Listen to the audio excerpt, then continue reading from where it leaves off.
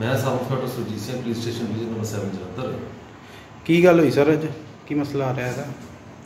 मसला इस तरह जी अपने विशु आनंद सन ऑफ श्री विजय आनंद ਜਿਹੜੇ PPR mall improvement trust flats ਵਿੱਚ ਰਹਿੰਦੇ ਨੇ ਜੀ। ਹਾਂਜੀ ਹਾਂਜੀ। ਉਹ ਪੇਸ਼ੇ ਵਜੋਂ ਪੱਤਰਕਾਰ ਹੈਗੇ ਆ। ਉਹਨਾਂ ਨੇ ਦੱਸਿਆ ਵੀ ਅੱਜ ਉਹ ਸਵੇਰੇ 11 ਵਜੇ ਆਪਣੇ ਕੰਮਕਾਰ ਤੇ ਗਏ ਆ। ਜਦੋਂ ਸ਼ਾਮੀ 6:30 ਵਜੇ ਆ ਕੇ ਦੇਖਿਆ ਤੇ ਘਰ ਦੇ ਵਿੱਚ ਜਿਹੜੇ ਉਹਨਾਂ ਦੇ ਇੱਕ LCD ਲੱਗੀ ਹੋਈ ਸੀ, 8000 रुपया नकद ते बाथरूम ਦੀਆਂ ਟੂਟੀਆਂ ਤੇ प्लस एक स्टील का एंगल ਸੀਗਾ ਉਹ ਲੈ ਗਏ ਜੀ ਚੋਰ ਤਾਲੇ ਤੋੜ ਕੇ। ਤੇ FIR दर्ज होगी सर? हाँ जी, FIR दर्ज करके ਅਸੀਂ ਇਨਵੈਸਟੀਗੇਟ ਕਰ ਰਹੇ ਹਾਂ। ठीक है, इन्वेस्टिगेशन स्टार्ट होगी।